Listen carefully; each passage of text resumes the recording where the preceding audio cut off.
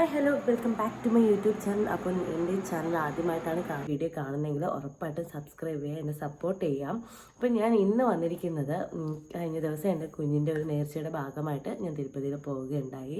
അപ്പോൾ ഞാൻ വിചാരിച്ചു ഞാൻ അത്യാവശ്യം യൂട്യൂബ് ചാനലൊക്കെ നോക്കി കുറച്ച് പ്രിപ്പയർഡ് ആയിട്ടാണ് പോയി. ആ വീഡിയോസ് എല്ലാം ഒരുപാട് ഹെൽപ്പായി. അപ്പം ഞാൻ വിചാരിച്ചു ഓക്കെ ഫൈൻ, അത് കുറച്ച് പേർക്കും കൂടെ അത് ഹെൽപ്പാവുമെങ്കിൽ ഷെയർ ചെയ്യാമെന്ന്. അങ്ങനെയാണ് കേട്ടോ ഞാൻ ഒരു വീഡിയോ ചെയ്യുന്നത്. അപ്പോൾ തിരുപ്പതിയിൽ നിങ്ങൾ ആദ്യമായിട്ടാണ് പോകുന്നത്, നിങ്ങൾക്ക് അവിടുത്തെ പറ്റി ഒരു ഐഡിയ ഇല്ലെങ്കിൽ നിങ്ങൾ ഉറപ്പായിട്ട് ഈ വീഡിയോ കണ്ടോളൂ, നിങ്ങൾക്ക് എന്തായാലും ഹെൽപ്ഫുൾ ആയിരിക്കും. അതുപോലെ തന്നെ നിങ്ങളുടെ ഫ്രണ്ട്സോ ഫാമിലി ആരെങ്കിലും തിരുപ്പതിയിലേക്ക് പോകാൻ പ്ലാൻ ചെയ്യുന്നുണ്ടെങ്കിൽ ഈ വീഡിയോ ഷെയർ ചെയ്ത് നോക്കും, നിങ്ങൾക്ക് എന്തായാലും അവർക്കും അത് യൂസ് ആയിരിക്കും. എൻ്റെ അടുത്ത് എല്ലാവരും ചോദിച്ചൊരു ക്വസ്റ്റ്യൻ, എത്ര മണിക്കൂർ ക്യൂ നിന്നോന്ന്. ഞാൻ ആക്ച്വലി 1 മണിക്കൂർ ക്യൂ നിന്നോളൂ. അതിൻ്റെ കാരണം വെച്ചാൽ ഞാൻ ഓൺലൈനായിട്ട് ടിക്കറ്റ് എടുത്തു പോയതുകൊണ്ടാണ്. അപ്പോൾ എങ്ങനെയാണ് ഓൺലൈനിൽ ടിക്കറ്റ് എടുക്കുന്നത്, എങ്ങനെയൊക്കെ അവിടെ ടിക്കറ്റ് എടുക്കാമെന്ന് ഞാൻ ഡീറ്റെയിൽ ആയിട്ട് നിങ്ങൾക്ക് പറഞ്ഞു. നമുക്ക് 3 രീതിയിലാണ് ആക്ച്വലി തിരുപ്പതിയിലേക്ക് ടിക്കറ്റ് എടുക്കാൻ കഴിയുന്നത്. അതായത് ആദ്യം എന്ന് പറയുന്നത് ഓൺലൈനാണ്. ഓൺലൈൻ ടിക്കറ്റ് എടുക്കുന്നത് 3 മാസം മുന്നേ, അതായത് ഇപ്പോൾ മാർച്ച് വരെയുള്ള ടിക്കറ്റ് ബുക്കിംഗ് ആയിട്ടുണ്ട്. ഇനി മാർച്ചിന് ശേഷം ഏപ്രിലിലെ ടിക്കറ്റ് എടുക്കാൻ അടുത്ത മാസം 24-ാം തീയതി രാവിലെ 10 മണിക്ക് ടിക്കറ്റ് ഓപ്പൺ ആവും. എല്ലാ മാസവും 24-ാം തീയതി 3 മാസത്തിന് ശേഷമുള്ള ടിക്കറ്റാണ് ഓപ്പൺ ആവുന്നത്. അപ്പം നമ്മൾ പ്ലാൻ ചെയ്യണമെങ്കിൽ 3 മാസം മുന്നേ ടിക്കറ്റ് എടുക്കുക. എല്ലാ മാസവും 24-ാം തീയതി രാവിലെ 10 മണിക്ക് TTD എന്നുള്ള ഒരു ആപ്പ് വഴി, അല്ലെങ്കിൽ നമുക്ക് ഓൺലൈനിൽ നമ്മൾ ഇതൊന്ന് സെർച്ച് ചെയ്ത് നോക്കിയാൽ മതി. അപ്പം നമുക്ക് അതിൻ്റെ ലിങ്ക് കിട്ടുന്നതായിരിക്കും.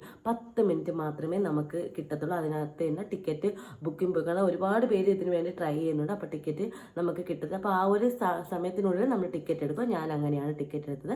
പെർ പേഴ്സൺ 300 രൂപയാണ്. ഓരോ ആൾക്ക് ഒരു ലഡു ഫ്രീ ആണ്. പിന്നെ എക്സ്ട്രാ വേണമെങ്കിൽ നമുക്ക് 50 രൂപയ്ക്ക് ലഡു അതിനകത്ത് ആഡ് ചെയ്യാൻ പറ്റും. എന്നിട്ട് നമ്മൾ ആ ഒരു ഷീറ്റ് ഡൗൺലോഡ് ചെയ്ത് അതവിടെ കൊണ്ടുപോകണം.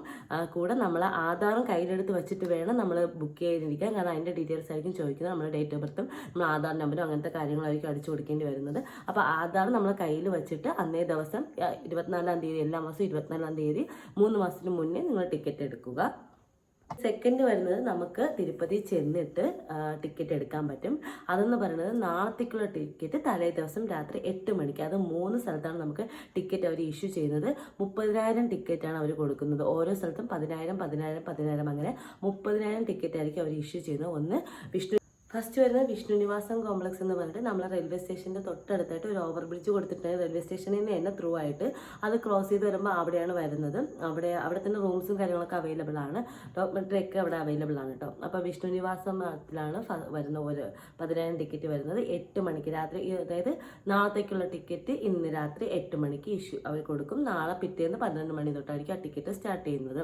പിന്നെ വരുന്നത് ആധാർ കാർഡ് മസ്റ്റായിട്ട് കൊണ്ടുപോകണം. പിന്നെ വരുന്നത് ശ്രീനിവാസ കോംപ്ലക്സ് എന്ന് പറഞ്ഞിട്ട് നമ്മുടെ പ്രൈവറ്റ് ബസ് സ്റ്റാൻഡിൻ്റെ അടുത്ത് കുറച്ചുകൂടി ഫ്രണ്ടിലോട്ട് പോകുമ്പോഴത്തേക്ക് തന്നെ അവിടെ ചെല്ലുമ്പോൾ തന്നെ നമുക്കതൊക്കെ മനസ്സിലാവും. പ്രൈവറ്റ് ബസ് സ്റ്റാൻഡ് കാണാൻ പറ്റും. അവിടെ ആയിട്ടാണ് ശ്രീനിവാസ കോംപ്ലക്സ് എന്ന് പറയുന്നത്.